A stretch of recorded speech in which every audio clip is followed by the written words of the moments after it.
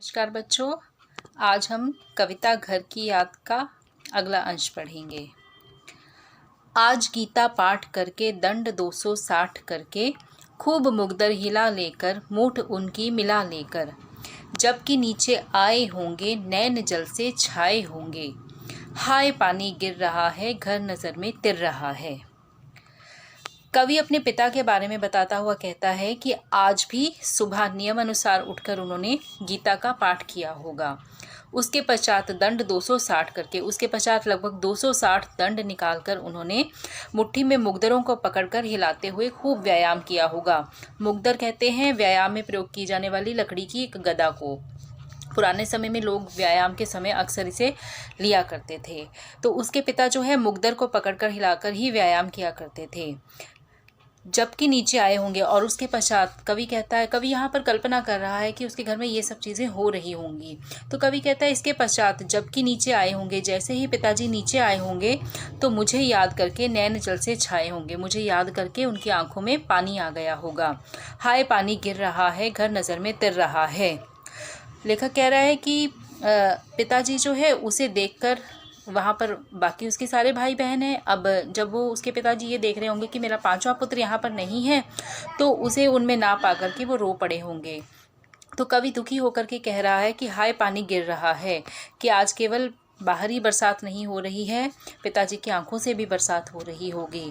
हाय पानी गिर रहा है, घर नज़र में तिर रहा है। तिर रहा मतलब तैर रहा है, मेरा घर मेरी आंखों में तैर रहा है। अर्थात पानी बरसने के साथ साथ कवि की आंखों में अपने घर परिवार की स्मृतियाँ जो हैं वो तैर रही हैं।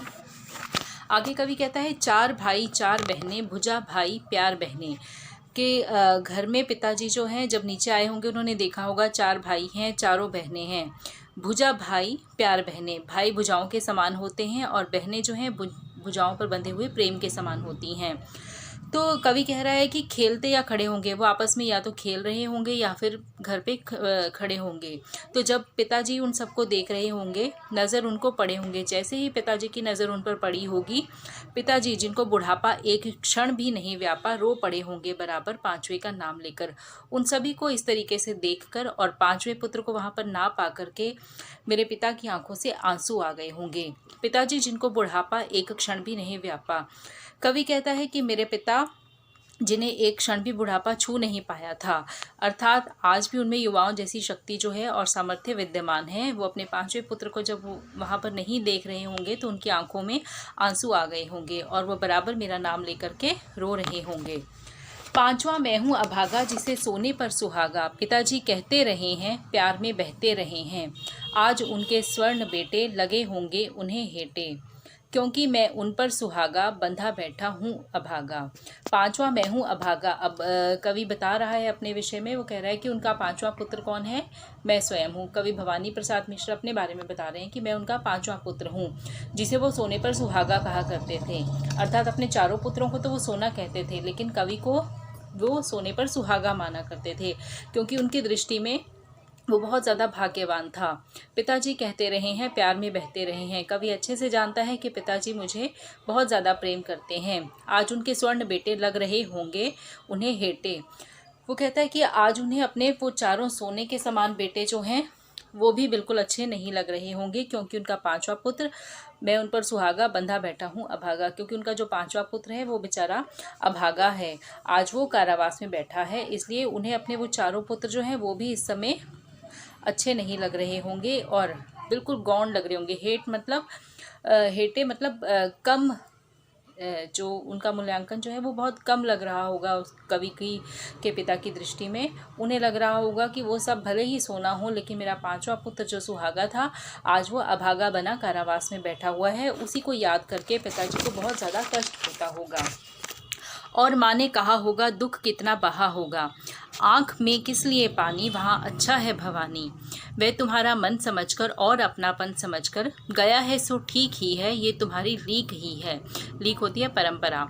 अब कवि यहाँ पर फिर कल्पना कर रहा है कि जिस समय पिता उसको याद करके रो रहे होंगे उस समय माँ ने उन्हें समझाया होगा और उनके रोते हुए आंसू जो है उन्हें थामने का प्रयास किया होगा। और वो कह रही होंगी कि आंखों में किस लिए पानी लेकर के आ रहे हो, भवानी जहाँ भी है वहाँ वो बिल्कुल अच्छा है। वह तुम्हारा मन समझकर और अपनापन समझकर गया है, सो ठीक ही है। ये सब तुम्हारी शिक्षाओं का ही फल है जो आज वो देशभक्ति के रास्ते पर चल निकला था और कारावास में पहुंच गया है। इसलिए तुम्हारी ही परंपरा का पालन कर रहा है। उसने तुम्हारी ही परंपरा को कायम रखा है। देश के लिए बलिदान देने की परंपरा को उसने टूटने नहीं दिया है। इसलिए कवि की माँ कवि के पिता को ढांढस बंधाते हुए कह रही होंगी कि आप दुखी मत हो।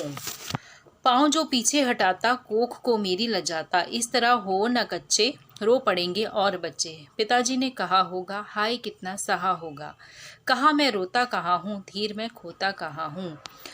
कवि को फिर लग रहा है कि माँ ने जब ऐसे कहा होगा तो उसके पिता जो वो फिर से बोले होंगे कि पाँव जो पीछे हटाता कोख को मेरी लग जाता। माँ ने कहा होगा कि अगर वो इस समय जेल से डर जाता, सज़ा से डर जाता और अपने कदमों को पीछे हटा लेता तो वो अनुचित कार्य करता, क्योंकि एक बार अगर देशभक्ति की राह पर चल निकला है तो उसे आगे बढ़ने दो।